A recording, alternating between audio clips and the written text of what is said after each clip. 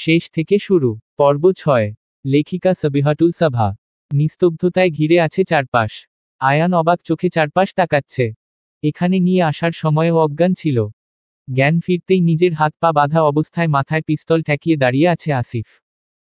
আয়ানের বিশ্বাস করতে ইচ্ছে করল না নিজের ভাই, হ্যাঁ ছোট থেকে তো আসিফকে নিজের বড় ভাই ভেবে এসেছিল। আজ ভাই পিস্তল ঠেকিয়ে দাঁড়িয়ে আছে। সামনে তাকিয়ে দেখল ওর ছোট মামার হাত পা দিয়ে রক্ত ঝরছে, কাটা স্থানে লাল মরিচের গুঁড়ো লবণ দিয়ে রেখেছে, চিৎকার যেন না হয় সেই জন্য মুখের ভেতর কাপড় ঢুকিয়ে রেখেছে।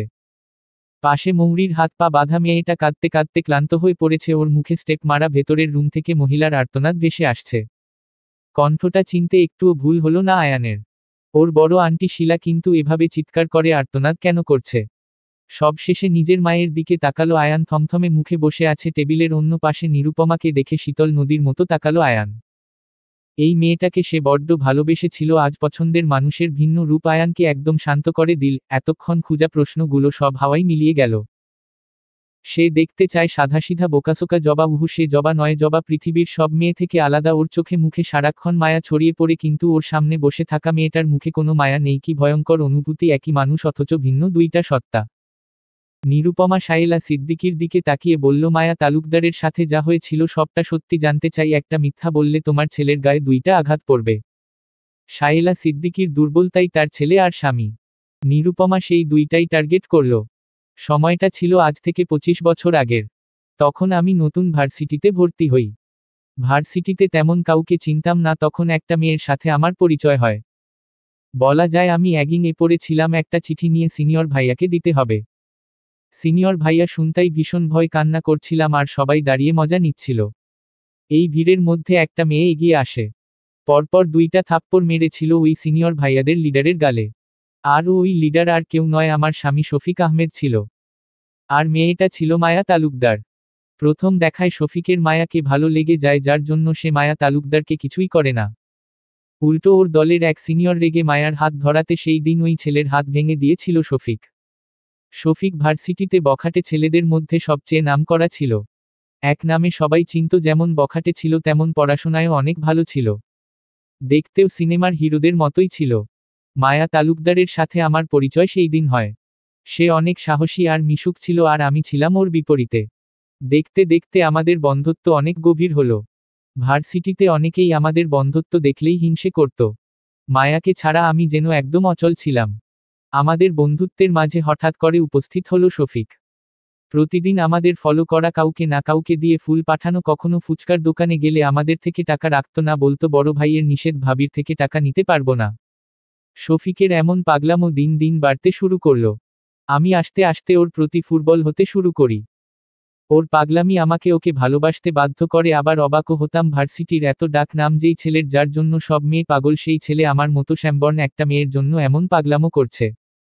মায়াকে বললে সে হাসতে হাসতে বলতো, আমার চোখে দেখা সেরা সুন্দরী তুই, ছেলে তো পাগল হবেই, আমি ছেলে হলে তোকে বিয়ে করে নিতাম।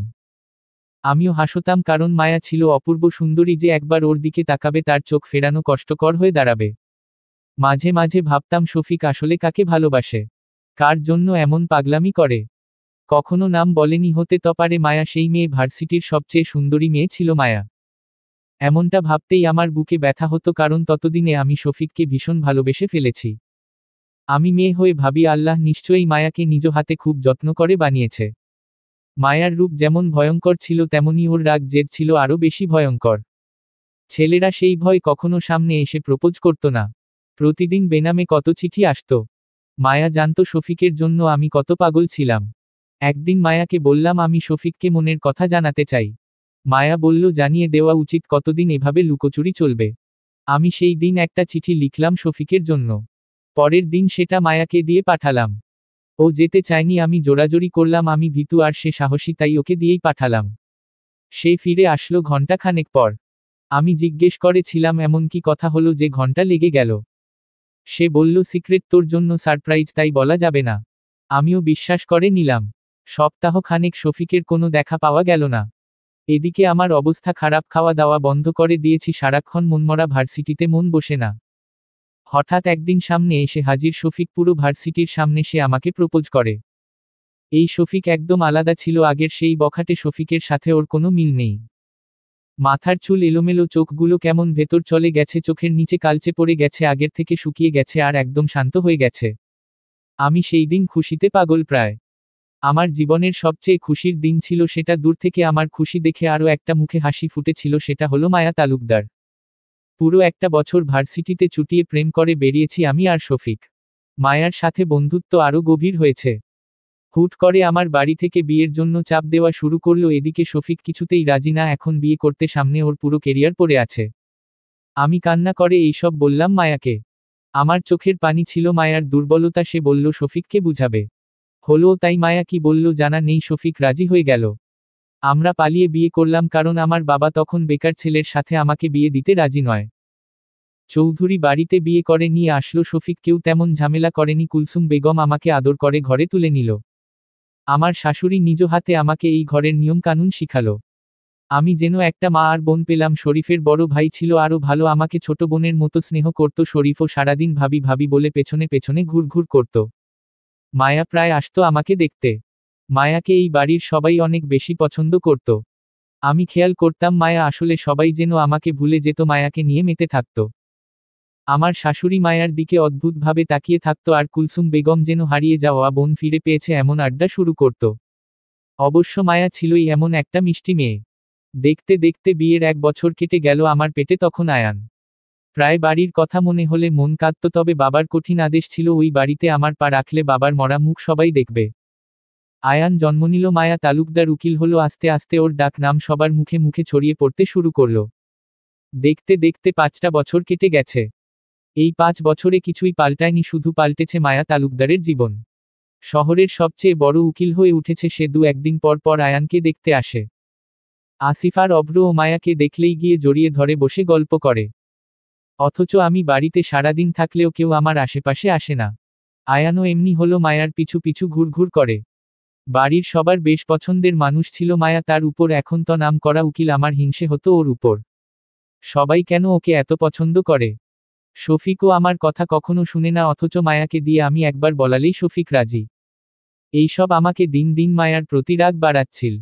তার মধ্যে মায়ার বিয়ে ঠিক হলো ওর কাজিনের সাথে। মায়া এসে আমাদের সবাইকে ইনভাইট করলো। ভালো ভালো ওর বিয়ে হয়ে গেল। আমার বুকের উপর থেকে যেন একটা ভয় দূর হলো।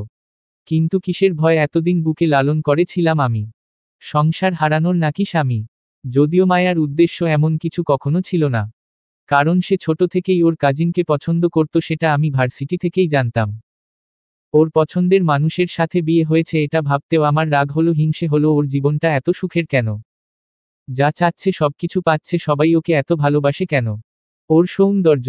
আমার ওর প্রতি হিংসে বাড়তে শুরু করে। ওর বিবাহিত জীবনে এত আনন্দ দেখে আমার সহ্য হচ্ছিল না। একটা মেয়ের মধ্যে কিছু তো খুঁত থাকবে, কষ্ট থাকবে, অথচ ওর জীবনে কিছুই নেই। অথচ আমার জীবন। না আজ 5 বছরে কখনো পরিবারের কারো মুখ দেখতে পেরেছি, আর না স্বামী। স্বামী বললে ভুল হবে, আমাদের মধ্যে এত এত দূরত্ব হয়ে গিয়েছিল, সপ্তাহে একদিন দেখা হতো না, অথচ একই বাড়িতে থাকতাম। আমার মনে হতো সবকিছু মায়ার জন্য হচ্ছে, ওর জন্য আমার জীবনটা এমন হয়ে গেছে, আর ওর জীবনটা কত সুন্দর। মায়ার এই বাড়িতে আসা একটু একটু করে কমে গেল। সে হয়তো বুঝতে পারছে আমার ওকে পছন্দ নয়। একদিন ফোন দিয়ে বলল ওর একটা ফুটফুটে মেয়ে হয়েছে। শফিক সেই কথা শুনেই চলে গেল ওর মেয়েকে দেখতে হসপিটাল। বিষয়টা আমার রাগ আরও বাড়িয়ে দিল। আমার মনে হচ্ছিল ও দূরে থেকেও আমার স্বামীকে আমার থেকে ছিনিয়ে নিচ্ছে। আমার শাশুড়ি, কুলসুম, আসিফ, অভ্র সবাই গেল মায়ার মেয়েকে দেখতে। আয়ানও কান্না করেছিল, কিন্তু আমি দেইনি। সময় যায়, সময় কারো জন্য থেমে থাকে না। মায়ার মেয়ের নাম নিরুপমা, নীরু রাখা হয়েছে। মেয়েটা এখন দৌড়ে হাঁটে। এই বাড়িতে প্রায় নিয়ে আসে শফিক। আয়ান ওকে দেখলেই পেছনে পেছনে ছুটে খেলার জন্য। আয়ান ওর থেকে 8 বছরের বড়, অথচ ওকে দেখলেই বাচ্চা হয়ে যায়। অভ্র নিরুপমাকে দেখলেই রাগী চোখে তাকিয়ে থাকবে, জানা নেই এই ছোট বাচ্চাটার সাথে ওর এত কিসের শত্রুতামু। হঠাৎ একদিন সায়েলা সিদ্দিকী, বড় বোন শিলা সিদ্দিকী আসলো উনার সাথে দেখা করতে। আজ 10 বছর পর নিজের পরিবারের কাউকে দেখে খুশিতে আত্মহারা সায়েলা সিদ্দিকী। তবে শিলা সিদ্দিকীর মুখে ছিল আমাবস্যা। সায়েলা সিদ্দিকী বোনের মুখ দেখে কি হয়েছে জিজ্ঞেস করতেই ঝরোঝরো করে কেঁদে উঠল শিলা সিদ্দিকী। সায়েলা সিদ্দিকী বোনের কান্না দেখে নিজেও কান্না করে দিল। আমার অভিময় আর নেই রে। সায়েলা সিদ্দিকীর বুক কেঁপে উঠল।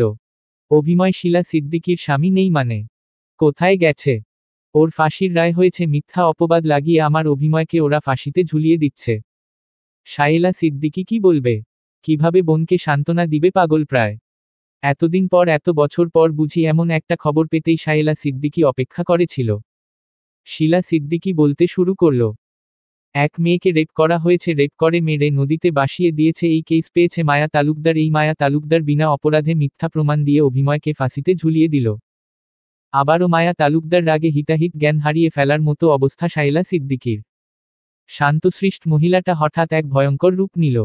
তুই এখন কি চাস? আমি প্রতিশোধ নিতে চাই আমার স্বামীকে মিথ্যা ফাঁসিতে ঝুলানোর।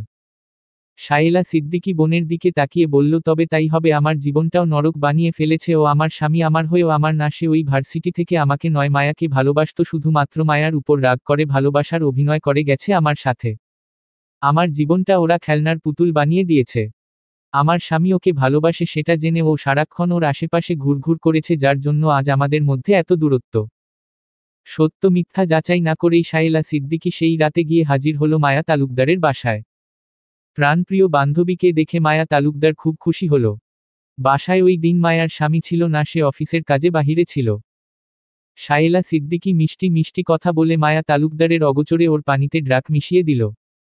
কিছু সময় যেতেই মায়া তালুকদারের মাথা ঘুরতে শুরু করে, নিজেকে মাতাল মাতাল লাগে। শায়েলা সিদ্দিকী মায়া তালুকদারের মেয়ে নিরুপমাকে নিয়ে অন্য রুমে চলে যায় আর শিলা সিদ্দিকী 7 জন ছেলে নিয়ে ঘরে প্রবেশ করে। যেই রেপ কেসে অভিনয়কে ফাঁসিতে ঝুলিয়েছে সেই রেপ করা হয় মায়া তালুকদারের সাথে। শিলা সিদ্দিকী মায়া তালুকদারের হাত চেপে ধরে রাখে। একটা মেয়ে হয়ে তার মেয়ে হলো না অন্য একটা মেয়ের উপর। ভেতরের রুম থেকে মায়ের এমন করুণ চিৎকার শুনে বারবার 5 বছরের নিরুপমা ছুটে যেতে চায় সেই রুমে, কিন্তু শায়েলা সিদ্দিকী শক্ত করে হাত চেপে ধরে রাখে। যেন মায়া তালুকদারের এক একটা চিৎকার শায়েলা সিদ্দিকীকে আনন্দ দিচ্ছে। এত বছর ধরে তিলে তিলে জমানো ঘৃণা রাগ ক্ষোভও মিটে যাচ্ছে। মায়া তালুকদারকে 7 জন মিলে গণধর্ষণ করা হয়, তারপর গলায় রশ্মি দিয়ে ফাঁসিতে ঝুলিয়ে দেওয়া হয় ঘরের ফ্যানের সাথে। সবার কাছে বলা হয় মায়া তালুকদার আত্মহত্যা করেছে। টাকা দিয়ে সবার মুখ বন্ধ করে দেওয়া হয়। মায়া তালুকদারের স্বামী কম চেষ্টা করেনি সঠিক বিচার পেতে, অথচ দিন শেষে ফলাফল শূন্য। শায়েলা সিদ্দিকী সবটা শেষ করে তাকালো সামনে বসে থাকা নিরুপমার দিকে। এখানে উপস্থিত সবার চোখে পানি টলমল করছে। আজ শুধু নিরুপমা নয়, মায়া তালুকদারের মৃত্যুর কাহিনী শুনে কাঁদছে হাজারো মানুষ। নিরুপমার মুখ দেখে কেউ কিছু বুঝতে পারছে না, যেন সে আগে থেকেই সবকিছু জানত। নিরুপমা অনলাইন জগতে সিআইডি অফিসার হিসেবে সবচেয়ে বেশি পরিচিত। আজ সে সবটা কাহিনী লাইভে শুনিয়েছে। কতটা ভয়ঙ্করভাবে ওর মাকে মৃত্যু দিয়েছে নিজের প্রাণপ্রিয় বান্ধবী, তার গল্প শুনে আজ হাজারো মানুষের চোখে পানি। এই লাইভ শুনেছে কুলসুল বেগম, শায়েলা সিদ্দিকী, বেলি। সবার চোখে পানি এমন করে ও নিজের প্রাণপ্রিয় বান্ধবী এমন করতে পারে। হিংসে রাগ মানুষকে পশু বানিয়ে দেয়। একটা পশুকেও তো ভালোবাসা দিলে সে বেইমানি করে না, অথচ সে তো মানুষ ছিল। নিরুপমা সামনের ডায়েরিটা শায়েলা সিদ্দিকীর দিকে এগিয়ে দিয়ে রুম থেকে ধীর পায়ে বেরিয়ে গেল। আলিফকে ইশারা করে বলল, আয়ান আর ওর ছোট মামাকে ছেড়ে দিতে, মৌরিকেও ছেড়ে দিতে। একজন মেয়ে নিজের মায়ের এমন মৃত্যুর কথা শুনে নিজেকে কতক্ষণ ঠিক রাখতে পারে? সেই ছোট থেকেই তো সে একটা লক্ষ্যে বড় হয়েছে, নিজেকে একটু একটু করে তৈরি করেছে। নিজের মায়ের মৃত্যুর সঠিক বিচার এমন বন্ধু বান্ধবীদের কি বলা হয়? আমাদের আশেপাশেই এরা থাকে, অথচ আমরা আপন বলে বুকে টেনে নেই ওদের বিষ দাঁতের কামড় খেতে। নিরুপমা শুনশান মাঝ রাস্তায় এসে হাঁটু গেড়ে রাস্তার মাঝে বসে চিৎকার করে কাঁদতে শুরু করল। নিজের দুর্বলতা কারো সামনে দেখাতে চায় না সে, তাই তো মাঝ রাতে রাস্তায় বসে হাউমাউ করে কাঁদছে। দূর থেকে এক জোড়া চোখ তাকিয়ে আছে নিরুপমার দিকে। কেঁদে নাও, ইচ্ছে মতো কেঁদে নাও, কত বছর আর বুকে পাথর চেপে রাখবে? এই বাড়িতে নিরুপমার আর মাত্র 1 রাত বাকি। সকালে সে নিজের গন্তব্যে চলে যাবে। বেলি ধীর পায়ে নিরুপমার রুমে উকি মারল। নিরুপমা ব্যাগ গুছিয়ে রাখছে। আসবো আপু? নিরুপমা দরজার দিকে তাকিয়ে হালকা হেসে বলল, এসো। বেলি নিরুপমার ব্যাগের দিয়ে তাকিয়ে বলল, সত্যি কাল চলে জানে নিরু আপু? আর কয়টা দিন থাকলে হয় না? নিরুপমা ব্যাগ একপাশে রেখে বেলির দিকে তাকিয়ে বলল, তোমার মুখে জবা নামটা বেশ মানায়। বেলি হাসল, যতটা কঠিন সবাই নিরুপমাকে ভাবে ততটাও পাষাণ সে নয়। বেলি হেসে বলল, আচ্ছা জবা আপু। জবা বলল, বসো, আমি কফি নিয়ে আসি। বেলি ঘুরে ঘুরে রুমটা দেখতে লাগল। জবা সিঁড়ি দিয়ে নামতে অভ্রকে দেখল হসপিটাল থেকে ফিরেছে। সোফায় চুপচাপ বসে আছে। দেখে মনে হচ্ছে মন ভালো না, না হয় শরীর ভালো না। তাতে জবার কি, জবা সোজা রান্না ঘরে চলে গেল। রান্নাঘরে আসিফ নিজের জন্য কফি বানাচ্ছিল। জবাকে দেখে হালকা হেসে বলল, কিছু লাগবে? কফি? দুইটা কেন? বেলির জন্য একটা। আম্মু বলছিল তোমার সাথে কথা আছে, শুনলাম আগামীকাল চলে যাচ্ছ। নিজের বাড়িতে তো যেতেই হবে। এটাও তোমার বাড়ি। আসিফের এমন বোকা কথা শুনে হাসল জবা। হাসছো কেন? আপনার কথা শুনে আমার বাপ দাদা আপনার বাড়িতে তো আমার জানা মতে কোনো সম্পত্তি ফেলে যায়নি। আসিফ কফির কাপে চুমুক দিয়ে বলল, তুমি নিজেই তো তাদের কোটি টাকার সম্পদ, যা আপাতত আমাদের বাড়িতে আমার সামনে। জবা শব্দ করে হেসে উঠল। ড্রয়িং রুমে ওদের হাসাহাসির শব্দ শোনা যাচ্ছে। অভ্রের রাগে লাল হয়ে যাওয়া মুখটা ফ্লোরের দিকে তাকিয়ে আছে। এমনিতেই ভীষণ ক্লান্ত ছিল, মন ভালো না, তার মধ্যে আসিফের সাথে জবার এমন হাসাহাসি আগুনে ঘি ঢালার মতো কাজ করল। জবা 2 কাপ কফি নিয়ে সিঁড়ির কাছে আসতেই পেছনে থেকে শুনতে পেল, এখনো যাচ্ছ না কেন? জবা পেছনে ফিরতেই অভ্র বুক টানটান করে ওর সামনে দাঁড়ালো। রাগে চোখগুলো অসম্ভব লাল হয়ে আছে। অভ্র আবার বলে উঠল, যা চেয়েছিলে তা তো পেয়েই গেছো, আজ 1 সপ্তাহ হয়ে গেছে তুমি তোমার উদ্দেশ্য পূরণ করে ফেলেছ, আর কি চাই এখানে? জবা যথেষ্ট আত্মসম্মানবোধ মেয়ে, এতদিন পরিস্থিতির জন্য সবকিছু সহ্য করলেও এখন সে কিছুতেই এমন অপমান সহ্য করবে না। তোমার বাড়িতে থাকার খাওয়ার সম্পূর্ণ টাকা আমি দিয়ে দিব, আগামীকাল শেষ হবে। আমি আমার 1 টাকারও ক্ষতি করতে পারবো না, তাহলে আগে আগে কিভাবে চলে যাই? অভ্র জবার হাতের কনুই শক্ত করে চেপে ধরে বলল, তুমি আমাকে টাকার বড়াই দেখাচ্ছ? জবা দাঁতে দাঁত চেপে রেগে বলল, আফসোস তুমি আজও নারীদের সম্মান দিতে শিখনি, তোমাকে তো আমি পরে দেখে নিব। কি হচ্ছে এখানে? মায়ের কঠিন কণ্ঠ শুনতাই অভ্র জবার হাত ছেড়ে দিল। আজকাল মাটাকে ও এই মেয়ে হাত করে ফেলেছে। সারাক্ষণ নিরু নিরু করে বেড়ায় আম্মু। কুলসুম বেগম কড়া চোখে অভ্রের দিকে তাকিয়ে বলল, এটা কেমন বেয়াদবি অভ্র? দিন দিন তুমি বেয়াদব হয়ে যাচ্ছ। আমি ভালো ছিলাম কবে আম্মু? অভ্র, তুমি সবার সাথে বেয়াদবি করে ভেবো না আমি তোমাকে প্রতিবার ক্ষমা করে দিব। নিরু আম্মুর সাথে বেয়াদবি করলে আমি তোমার। থামলে কেন বলো? কুলসুম বেগম গম্ভীর কণ্ঠে বলে উঠল, রুমে যাও। অভ্র রেগে রুমে চলে গেল। কুলসুম বেগম নিরুপমার দিকে তাকিয়ে বলল, কিছু মনে করো না নিরু, অভ্র আগে এমন ছিল না, দিন দিন ওর যে কি হচ্ছে। না আন্টি, কিছু মনে করিনি, আগামীকাল সকালে বের হতে হবে, ঘুমাবো এখন। আচ্ছা যাও। নিরুপমা চলে যেতেই আসিফ মা এর কাছে এসে অভিমানী সুরে বলল, আম্মু তুমি ওকে আটকাবে না? কুলসুম বেগম ছেলের দিকে তাকিয়ে বিরক্ত হয়ে বলল, তুমি অফিসে সময় দাও, আসিফ ছেলে মানুষ হতে হয় স্ট্রং পার্সোনালিটির, অথচ তুমি দিন দিন এমন কেন হচ্ছ? মেয়েদের মতো স্বভাব ছেড়ে দাও। নিরুপমা কয়েকদিন নিজের মতো থাকুক, জানোই তো মেয়েটার মনের অবস্থা কেমন এখন, ওকে আমি কোনো টেনশনে ফেলতে চাই না। আম্মু তুমি এভাবে বলতে পারলে? আমি ওর উপর ফুটবল বলেই এমন করছি, আমি ওকে হারাতে চোষই না। বিয়ের পর যেখানে ইচ্ছে ঘুরে বেড়াক, আমার তো কোনো বাধা নেই, কখন না জানি কে এসে নিয়ে যায়। আম্মু আমার নিরুপমাকে চাই। কুলসুম বেগম টেনশনে পড়ে গেলেন, কিভাবে নিরুপমাকে বিয়ের প্রস্তাব দিবেন, মেয়েটার মুখের উপর নিষেধ করে দেওয়ার স্বভাব।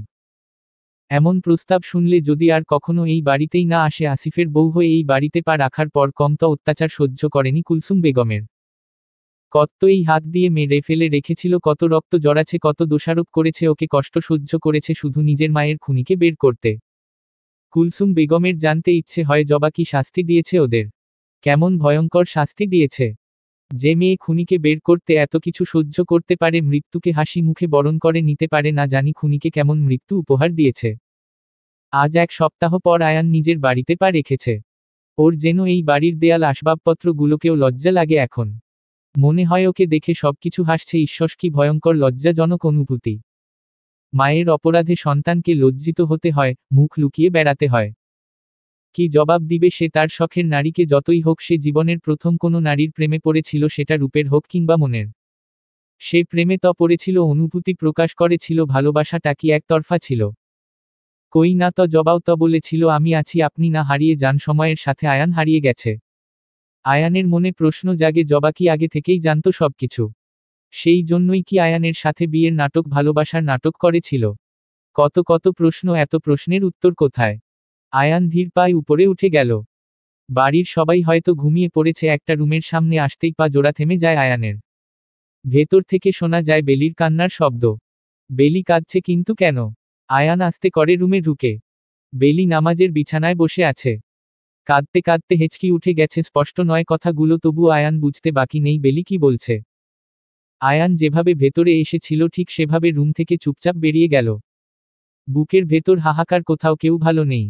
ভালোবেসে সবাই মরেছে। আয়ান বেরিয়ে যেতেই বেলিও ধীর পায়ে রুম থেকে বের হয়ে এসে অভ্রের রুমের দরজায় খটখট শব্দ করল। অভ্র হয়তো জেগেই ছিল। দরজা খুলে বেলিকে এত রাতে এখানে দেখে অবাক হলো। বেলি তুই? বেলি হালকা হেসে বলল, এত অবাক কেন হচ্ছেন অভ্র ভাই? অভ্র গম্ভীর কণ্ঠে বলল, কিছু বলবি? বেলি মলিন হাসি দিয়ে বলল, বলার তো ছিল অনেক কথা, অথচ সম্পর্ক যে আজ বদলে গেছে একটা প্রশ্ন করার ছিল। কি প্রশ্ন, আর এত রাতে কেন?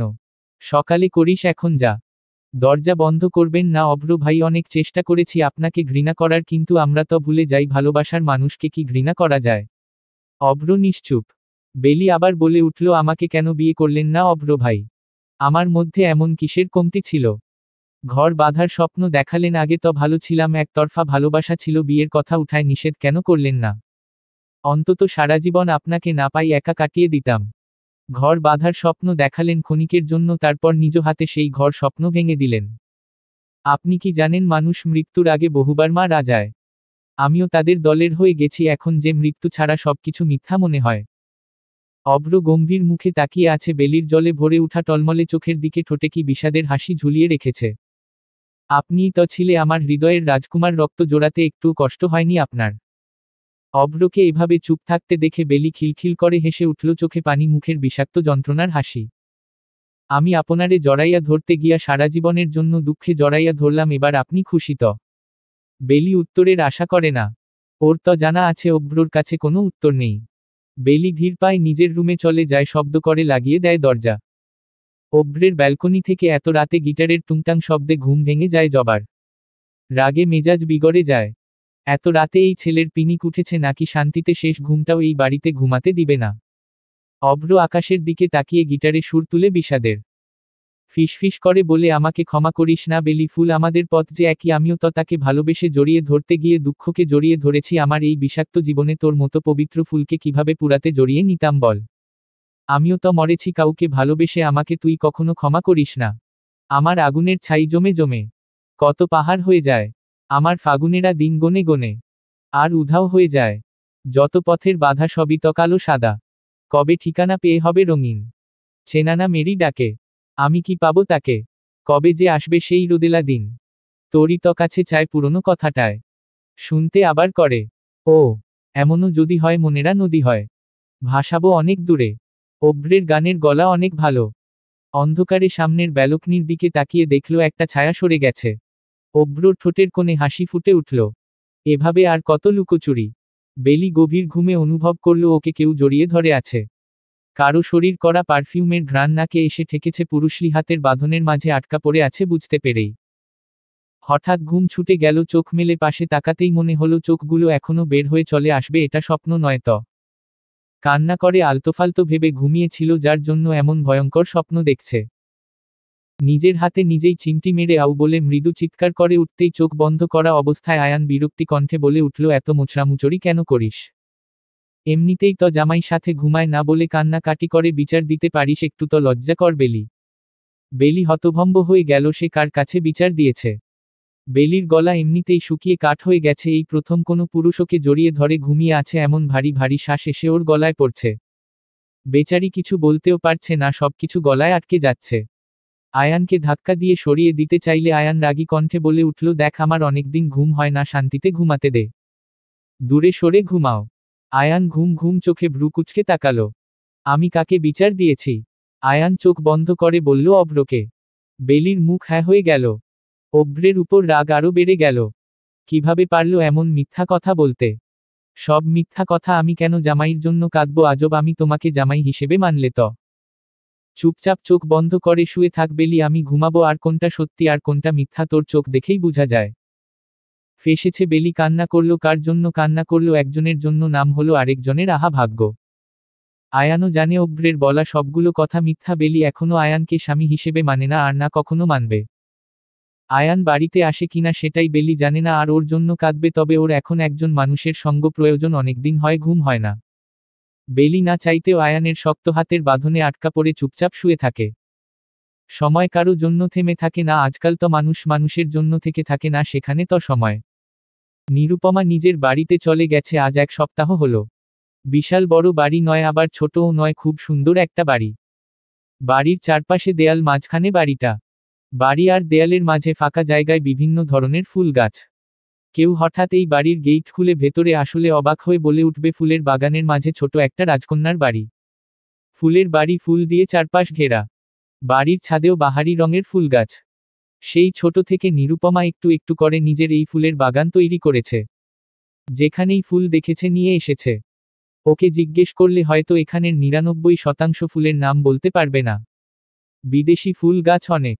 ফুল হলেই হলো, নাম জেনে কি হবে? নিরুপমা ঘুম থেকে হাড়মোড় ভেঙে উঠল। চোখ পিটপিট করে জানালার দিকে তাকালো। জানালার পাশে ফুলের গাছের ঢালে বসে একটা কোকিল ডাকছে। নিরুপমা হালকা হেসে বিড়বিড় করে বলে উঠল, শীত শেষে বসন্ত তাহলে এসে গেছে। গুন গুন করে গেয়ে উঠল, বসন্ত বহিছে সখী কোকিলা ডাকিল রে। আজ থেকে প্রতিদিন এই কোকিল এই ঢালে বসে ঘন্টার পর ঘন্টা সুরেলা কণ্ঠে গান গাইবে। নিরুপমার কোকিলের এই মিষ্টি কণ্ঠ ভীষণ ভালো লাগে। জানালার পাশে বসে নতুন নতুন ফুলের গাছের সুন্দর সুন্দর ফুলের মাতাল ঘ্রাণ নেওয়া, ফুলের সৌন্দর্য দেখা, সাথে কোকিলের মিষ্টি সুর মনের ভেতর অন্য রকম এক আনন্দ দেয়। বসন্তের বাতাসটাও মাতাল করা, অশান্ত মনে শান্তির ছোঁয়া এনে দেয়। নিরুপমা কিচেনে গিয়ে কফি বানিয়ে বারান্দায় বসল। কিছু সময় মোবাইল হাতে নিয়ে ফেসবুকে ঘুরে আসলো। ভালো লাগছে না, একবার অফিসে যেতে হবে। নিরুপমা রেডি হয়ে বের হয়ে গেল অফিসের উদ্দেশ্যে। এই এক সপ্তাহ সে ছুটিতে ছিল। নিরুপমা বুঝো হওয়ার পর থেকে আলাদা থাকে। ওর আম্মু মারা যাওয়ার 6 মাস পর ওর আব্বুও মারা যায়। ঘুমের মধ্যে হার্ট অ্যাটাক করে। তারপর থেকে নিরুপমার দায়িত্ব নেয় ওর মামা মামি। নিরুপমার 2 মামা। 5 বছর নিরুপমা সেখানে ছিল। কোনো এক কারণে নিরুপমা সেই বাড়ি ছেড়ে দেয়। মামা মামি কম চেষ্টা করেনি ওকে আটকাতে, কিন্তু নিরুপমা কারো কথা শুনেনি। নিরুপমার বড় মামা ছেলে মেয়ে নিয়ে কানাডা থাকে। 1 ছেলে 2 মেয়ে। 2 মেয়ে মাঝে মাঝে নিরুপমার কাছে কল দেয়। আর ছেলে শাহেদের সাথে নিরুপমার বেশ ভালো সম্পর্ক। আর ছোট মামার 1 ছেলে, কোনো মেয়ে নেই। ছেলেটাকে গুন্ডা বললেও চলে। নিরুপমার মতে সে একটা চরিত্রহীন গুন্ডা। নিরুপমা কাজের সুবাদে আজ নিজেই থানায় আসতে হয়েছে। আয়ান ফাইল দেখছিল। বারেক দৌড়ে এসে হাঁপাতে হাঁপাতে বলল, স্যার স্যার। আয়ান ফাইল থেকে চোখ তুলে বারেকের দিকে তাকালো। কি হয়েছে বারেক? এভাবে হাঁপাচ্ছ কেন? কোনো ভয়ঙ্কর জঙ্গলি দেখেছ মনে হচ্ছে। বারেক মাথা নেড়ে বলল, না না স্যার, আমি তো এর থেকেও বড় কিছু দেখে আসছি। আয়ান বারেকের এমন কথা শুনে বিরক্ত হলো। বারেক সব সময় এমন করে, ছোট ছোট জিনিসগুলো এমন ভাবে বলবে যেন বিশাল বড় কিছু হয়ে গেছে। বারেক কিছু বলার আগেই আয়ানের সামনে এসে হাজির হলো নিরুপমা। নিরুপমার পাশে আলিফ দাঁড়িয়ে আছে। এটাকে দেখলে আয়ানের মনে হয় নিরুপমার বডিগার্ড সারাক্ষণ পিছে পিছে ঘুরঘুর করবে। আয়ান একবার মুখ তুলে নিরুপমার দিকে তাকালো। সাদা শার্ট, টিন করা জিন্সের প্যান্ট, চুলগুলো বিনুনি করা, হাতে ঘড়ি, সাথে সাথে আয়ান চোখ নামিয়ে ফেলল। এমন পোশাকে আয়ান সব সময় নারীদের ঘৃণার চোখে দেখে। ওর পছন্দ না। নারীরা কেন ছেলেদের পোশাক পরবে, কেন ছেলেদের মতো চলবে, নারী হবে, নিজের পোশাকে দেখলেই তাকিয়ে থাকতে ইচ্ছে করবে। অথচ আজ আয়ানের মনে হচ্ছে ওর ধারণা ভুল, নারীদেরও পুরুষের পোশাকে এত সুন্দর লাগতে পারে। দেখে একটু অশ্লীল পোশাক মনে হচ্ছে না, একটুও খারাপ দেখাচ্ছে না, মনে হচ্ছে এই পোশাকটা যেন নিরুপমার জন্য তৈরি। আয়ান গোপনে দীর্ঘ শ্বাস ফেলে বলল, বসুন। নিরুপমা বসল। আয়ান ফাইলের দিয়ে দৃষ্টি রেখে বলল, হঠাৎ এখানে আপনি? নিরুপমা গম্ভীর কণ্ঠে বলে উঠল, আপনার কাছে আমি ফাইলটা ফিরিয়ে দিয়েছিলাম। আমি আপনার কোনো হেল্প করতে পারবো না, তাহলে আবার কেন পাঠিয়েছেন? আয়ান শান্ত কণ্ঠে বারেককে বলল, 3 কাপ চা সাথে নাস্তা নিয়ে আসো। নিরুপমার দিকে তাকিয়ে বলল, উপর থেকে আদেশ? নিরুপমা কিছু সময় চুপ করে থেকে বলল, উপরের আদেশ আমি বুঝে নিব, এমন ছোটখাটো কেসে আমাকে ডাকবেন না। আয়ান অবাক হয়ে তাকালো। এটা ছোট কেস? পুরো ডিপার্টমেন্ট এত চেষ্টা করে, চোরাকারখানায় কি হচ্ছে, বাচ্চা উধাও কিভাবে হচ্ছে বের করতে পারছে না, আর এই মেয়ের কাছে ছোটখাটো মনে হচ্ছে। মনে মনে ভীষণ রাগ হলেও নিজে শান্ত রেখে আয়ান আবার বলল, আপনি বড় স্যারের সাথে কথা বলে দেখতে পারেন, এখানে আমার হাত নেই। নিরুপমা ফাইলটা আয়ানের টেবিলে রেখে উঠে দাঁড়িয়ে বলল, নিজের কাজ নিজে করতে শিখুন ইন্সপেক্টর আয়ান চৌধুরী। আয়ান হালকা হাসল। সে কিছু করেনি, শুধু উপরের আদেশ ছিল। নিরুপমা অল্প বয়সে নিজের বুদ্ধি আর সাহসিকতা দিয়ে সবার মন জয় করে নিয়েছি। এখন পুলিশ ও সিআইডি অফিসারের উপর নিজেদের পুলিশ টিম থেকে বেশি বিশ্বাস করে। আর এই মেয়ে ভাবছে আয়ান ওকে ইচ্ছে করে হেল্প চেয়েছে। একটু ভুল ভাবলে ভাবতে দেওয়া উচিত। আয়ান চুপচাপ বলল, চাটা? নিরুপমা চায়ের দিকে একবার তাকিয়ে বলল, এটা তুলা থাক, অন্য একদিন নিজেই চেয়ে নিব। বুকের উপর থেকে চশমা চোখে দিয়ে নিরুপমা বের হয়ে যেতে নিলে পেছনে থেকে আয়ান বলে উঠল, আমার অফিসে সায়েলা সিদ্দিকীর কোনো ফাইল নেই, আপনি সব সরিয়ে নিয়েছেন।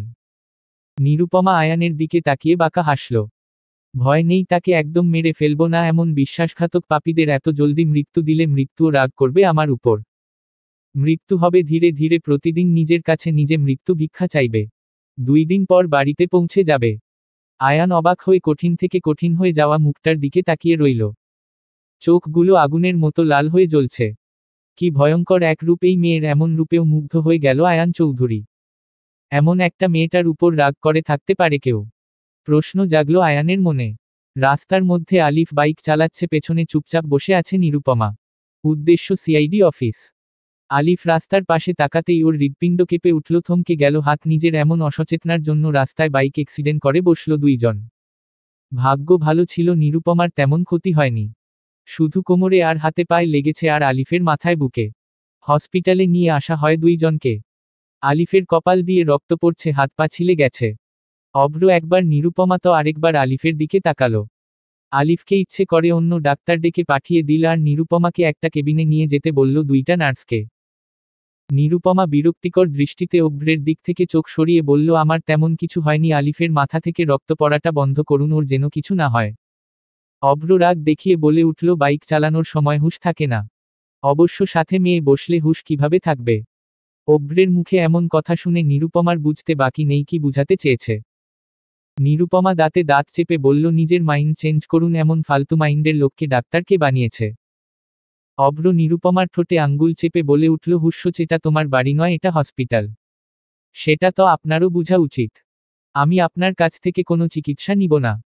অভ্র বুকে 2 হাত রেখে বলল, ঠিক আছে তাহলে যাও, এখনই আমার চোখের সামনে থেকে বের হয়ে যাও। এদের এমন ঝগড়া দেখে নার্সগুলো ড্যাব ড্যাব করে ওদের দিকে তাকিয়ে আছে।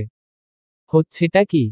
অভ্র স্যার তো রুগীর সাথে প্রয়োজন ছাড়া বাড়তি একটা কথাও বলে না, সেখানে এভাবে ঝগড়া করছে? অবিশ্বাস চোখে তাকিয়ে আছে নার্সগুলো। নিরুপমা উঠতে গিয়ে আহ মা গো বলে আবার বসে পড়ল। কোমরে আঘাতটা ভালোই পেয়েছে, এখন দাঁড়াতেও পারছে না। পা কেমন ছিলে গেছে, রক্ত শুকিয়ে গেলেও ব্যথা করছে অনেক। অভ্র চোখের চশমা ঠিক করে নিরুপমার দিকে তাকিয়ে বলল, কি যাও? নিরুপমা কটমট দৃষ্টিতে অভ্রর দিকে তাকিয়ে বলল, তোমাকে আমি পরে দেখে নিব। নার্স আর কোনো ডক্টর নেই? একটা নার্স বলে উঠল, ডক্টর আদিত্য স্যার আছে। অভ্র রাগী চোখে নার্সের দিকে তাকিয়ে বলল, ডক্টর আদিত্য ওই ছেলেটার চিকিৎসা করছে। আপনি ওখানে যান। অভ্রকে রেগে যেতে দেখে নার্সগুলো বের হয়ে গেল। আপনি এভাবে তাদের রাগ কেন দেখালেন? অভ্র হাতা গুটিয়ে ছোট টোলটা টেনে নিরুপমার সামনে বসল। ওর হাত টেনে নিয়ে শার্টের হাতা উপরে তুলে ক্ষত স্থান দেখে অবাক হয়ে বলল, আপনি মেয়ে তো? প্রতিদিন আমার কাছে কম পেশেন্ট আসে না? মেয়েরা সাধারণ একটু কাটা স্থান নিয়ে কান্নাকাটি শুরু করে, ব্যথায় ছটফট করে, আপনি এমন ক্ষত নিয়ে বসে বসে আমার সাথে ঝগড়া করছেন? নিরুপমা কিছু বলল না। একটা সময় হয়তো সে ওই মেয়েদের দলের ছিল। মনের আঘাত পেতে পেতে এখন বাহিরের আঘাত আর স্পর্শ করতে পারে না। হাত পা ড্রেসিং করে মলম লাগিয়ে দিল। নিরুপমার দিকে তাকিয়ে বলল, আপনার পরিবারের কাউকে কল দিয়ে বলা উচিত আসার জন্য, আপনি একা বাড়িতে যেতে পারবেন না মনে হচ্ছে। নিরুপমা অন্য দিকে তাকিয়েছিল। সেভাবেই উত্তর দিল, আমার বিষয় আমি বুঝে নিব। আপনি আপনার কাজ করেছেন, এখন আমার যেতে হবে। আলিফ কেমন আছে দেখতে হবে। অভ্র হঠাৎ বলল, এখনো তো শেষ হয়নি। নিরুপমা ভ্রু কুঁচকে তাকাতেই অভ্র বলল, পেছনে ঘুরেন, আপনার কোমরে আঘাত লেগেছে। নিরুপমা চোখ বড় বড় করে বলে উঠল, আমি ঠিক আছি, বাকিটা আমি বাড়িতে গিয়ে নিজেই করে নিব। আমি একজন ডক্টর নিরুপমা, আমাকে লজ্জা পাওয়ার কিছু নেই। চিকিৎসার জন্য এটা প্রয়োজন। ডক্টর বলে সব দেখিয়ে দিব, আজব আমার কোমরের ক্ষত আমি দেখে নিব। অভ্র রেগে নিরুপমার চোখে চোখ রেখে বলে উঠল, কিন্তু আমার জিনিসে একটু হেয়ালিপনা আমার সহ্য করব না। এক্সকিউজ মি, আপনার জিনিস মানে? আমাকে জোর করতে বাধ্য করবে না, জবা ভালো হবে না বলে দিচ্ছি। নিরুপমা থমকে গেল অভ্রর মুখে জবা ডাক শুনে। জবাকে এমন চুপ হয়ে যেতে দেখে অভ্র নরম কণ্ঠে বলে উঠল, আমি একজন ডক্টর জবা। আমি শুধু নিজের দায়িত্ব পালন করব, এর চেয়ে বেশি কিছু না। জবাকে চুপ থাকতে দেখে অভ্র এক হাতে জবার শার্ট একটু উপরে তুলল। লজ্জায় কুকড়ে গেল জবা। এমন লজ্জা কেন লাগছে? মনে হচ্ছে পৃথিবীর সমস্ত লজ্জা এসে ওর শরীরে ভর করেছে। অভ্র খুব সাবধানে নিজের কাজ শেষ করে শার্ট নামিয়ে দিল। জবাকে এমন চোখ বন্ধ করে নিঃশ্বাস আটকে রাখতে দেখে ভ্রুকুচকে তাকিয়ে ঠোঁট কামড়ে হেসে উঠল অভ্র। বাহ, এই মেয়ে লজ্জা পেতেও পারে। আমি তো ভাবতাম আমার সেই হারিয়ে যাওয়া 6 বছর আগের জবা লজ্জা পেতে জানতো, কথায় কথায় লজ্জায় কুঁকড়ে যেত। কিছু বললেই হেসে উঠল সে, কি মিষ্টি হাসি, মুগ্ধ হয়ে তাকিয়ে থাকত অভ্র। সেই জবা হারিয়ে গেছে, সামনে বসা মেয়েটা সেই জবা নয়। একই চেহারা, একই সৌন্দর্য, একই সব কিছু, একই মানুষ, তবে ভিন্ন দুইটা সত্তা। নিজের দিকে অভ্রকে এভাবে তাকিয়ে থাকতে দেখে জবা এদিক ওদিক তাকাতে শুরু করল। অভ্র জবাকে এখানে বসে থাকতে বলে বের হয়ে গেল। কিছু সময় পর ফিরে এসে বলল, আলিফের বাসা থেকে ওর আব্বু আম্মু এসেছে। সে এখন ভালো আছে, আপনার বাড়িতে চলে যাওয়া উচিত। মেডিসিনগুলো আমি লিখে দিয়েছি, সময় মতো খেয়ে নিবেন। নিরুপমা জানতে চাইল হসপিটাল বিল কত এসেছে। অভ্র কিছু না বলে নিরুপমাকে কোলে তুলে নিল। নিরুপমা আচমকা এমন হওয়ায় কিছুই বুঝতে পারল না। বুঝে উঠতেই হাত পা ছুটাছুটি শুরু করল। আর একবার হাত পা ছুটাছুটি করলে কোল থেকে ফেলে বাকি কোমর ভেঙে ফেলবো, চুপচাপ গলা জড়িয়ে ধরে থাকো। অভ্র বের হতেই নার্সরা চোখ বড় বড় করে তাকিয়ে আছে। ফিসফিস করে একজন আরেকজনকে বলছে, স্যারের বউ নাকি? আরেকজন বলে, স্যার তো বিয়ে করে নাই। তাহলে হয়তো গার্লফ্রেন্ড হবে।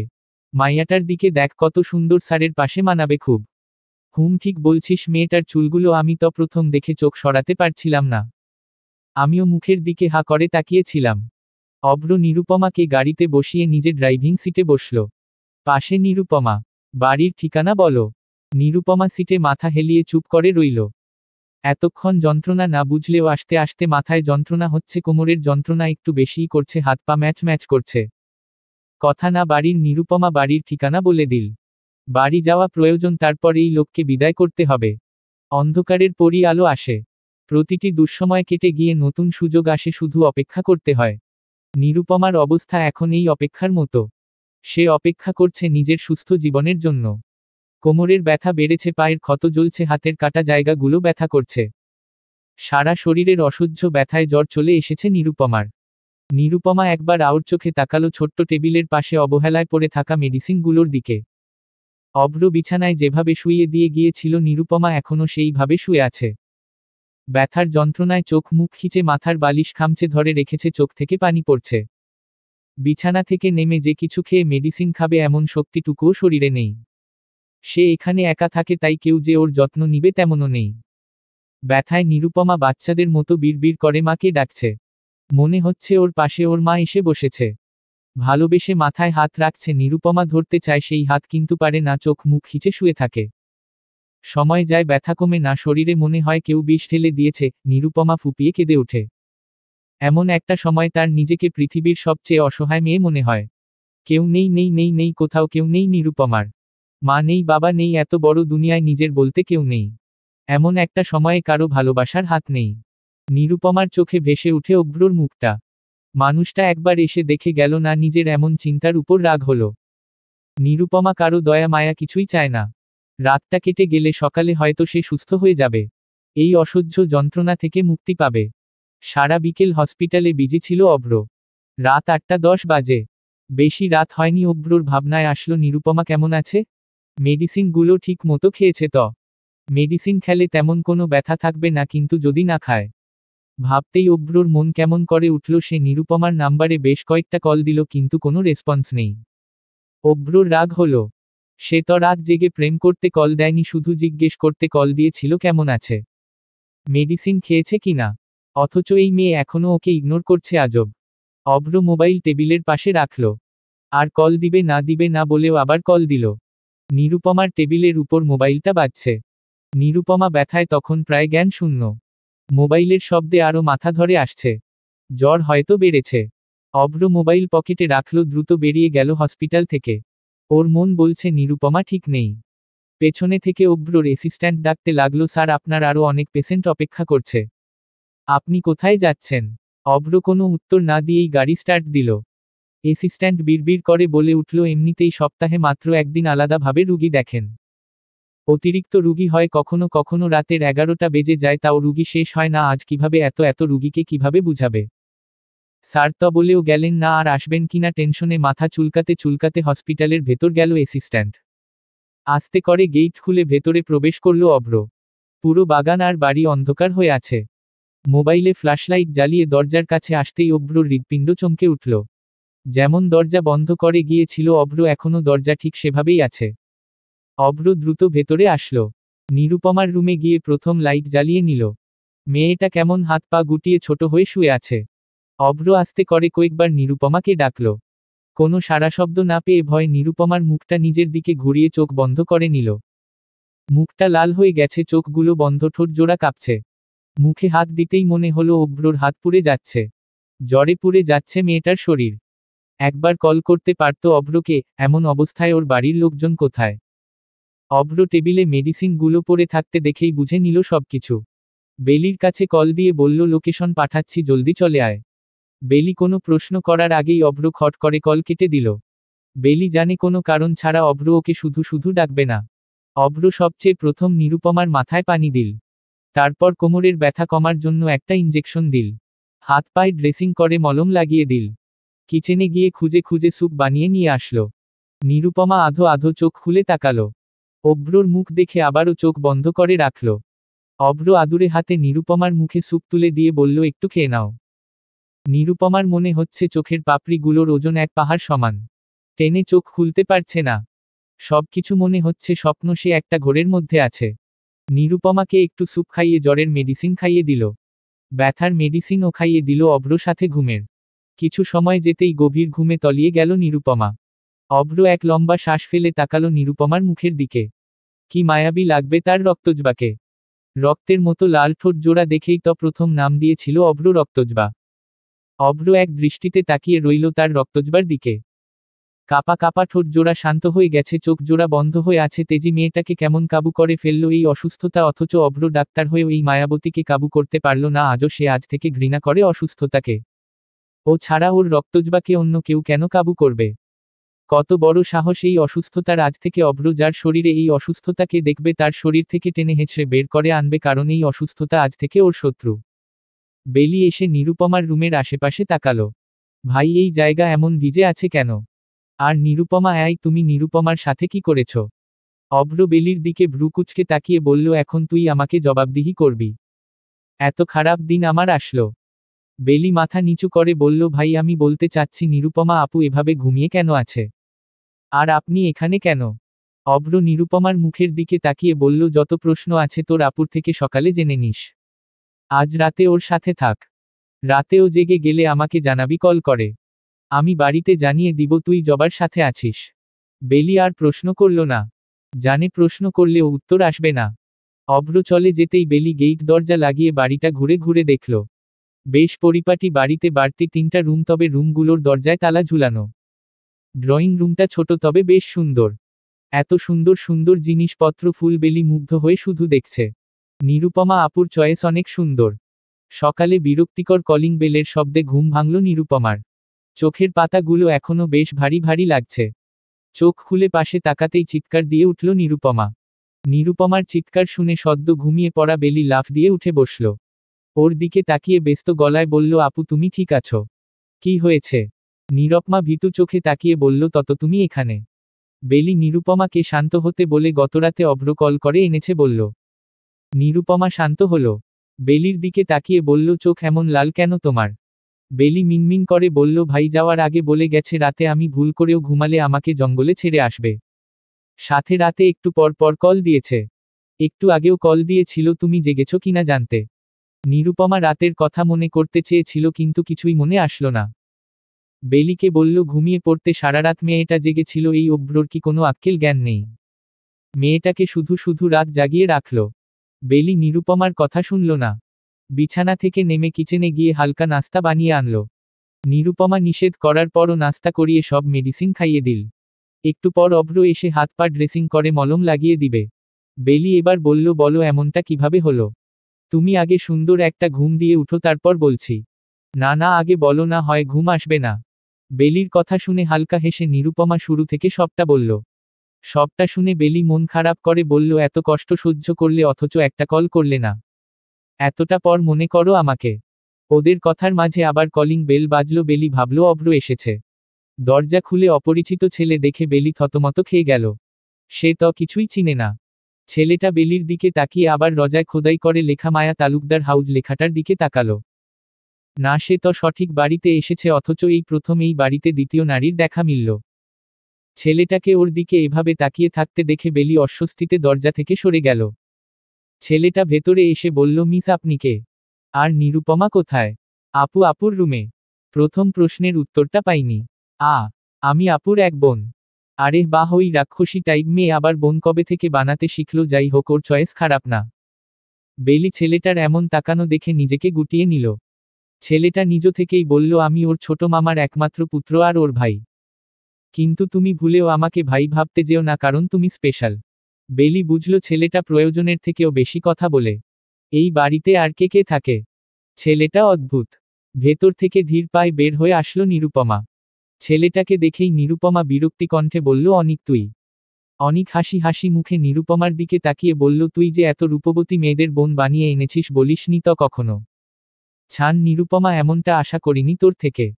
নিরুপমা চোখ মুখে রাগ ফুটিয়ে বলল, কেন এসেছিস সেটা বল। দেখ, টাকার জন্য আসলে আগে থেকেই বলে রাখছি, সোজা আমার লোকাবে ঢুকিয়ে দিব আজ তোকে। অনিক আর চোখে বেলির দিকে তাকিয়ে বলল, ছান আমি তোর বড়, তোর থেকে কেন টাকা নিব? আম্মু পাঠিয়েছিল তুই ঠিক আছিস কিনা জানতে, আর বলেছে একবার গিয়ে দেখা করে আসতে। তোর কোনো প্রয়োজন হলে বলতে পারিস, আমি টাকা নিয়ে এসেছি। নিরুপমা ভ্রু কুঁচকে ফেলল। এই ছেলের কি মাথার স্ক্রু এলোমেলো হয়ে গেছে? 2 দিন পর পর টাকা নিতে আসে আর আজ উল্টো গান গাইছে, মতলব তো ভালো ঠেকেছে না। কি হলো, কি ভাবছিস? মেহমান আসলে যে বসতে দিতে হয় সেটাও ভুলে গেছিস? অন্তত 1 কাপ চা। বেলি অবাক হলো। এ কেমন কাজিন? নিরুপমা এত অসুস্থ দেখতে পাচ্ছে তাও কিছু জিজ্ঞেস করছে না। আপনি বসুন ভাইয়া, আমি নিয়ে আসছি। প্লিজ ভাইয়া, বলো না আমার বুকে ব্যথা হয়। এইটা নিশ্চয়ই গ্যাস্ট্রিকের ব্যথা, যাওয়ার সময় ডাক্তার দেখিয়ে নিস। নিরুপমার এমন কথায় অনিক ঠোঁট ছড়িয়ে হেসে বলল, ডাক্তার তো রান্নাঘরে গেছে। গেইটে আয়ানের গাড়ি দাঁড়িয়ে আছে। আজ বেলির এক্সাম ছিল কিন্তু সে ভুলেই গেছে। আয়ান কল দিয়ে বলল, আমি দাঁড়িয়ে আছি গেইটের সামনে। আমি সবকিছু জেনে নিয়েছি অভ্রর কাছ থেকে। ও একটু পর আসছে, তুই চলে আয়, তোকে কলেজে দিয়ে আমি ডিউটিতে যাব। আবার এক্সাম শেষ হলে সোজা এখানে চলে আসবি। বেলি নিরুপমাকে বলে বেরিয়ে আসলো। বেলির পেছনে পেছনে অনিকও বেরিয়ে আসলো। বেলি গিয়ে আয়ানের পাশে বসে পড়ল। আয়ান গেইটের সামনে তাকাতেই অনিক হেসে বলে উঠল, আপনি নিশ্চয়ই বেলিফুলের ভাই। ভবিষ্যৎ শালা সাবধানে নিয়ে যাবেন, আপনার বোনকে আমানত রইল আপনার কাছে। আয়ান থমথমে মুখে একবার ছেলেটার দিকে তো আরেকবার বেলির দিকে তাকালো। বেলি বোকার মতো অনিকের দিকে তাকিয়ে আছে। বলতে ইচ্ছে করছে, ইনি আমার ভাই নয় হাজবেন্ড, অথচ মন বলল তুই কেন বলবি? আয়ান নিজে বলুক, তুই ওরকে? আয়ান বেলির দিকে ভ্রু কুঁচকে তাকিয়ে বলল, এই বলদকে।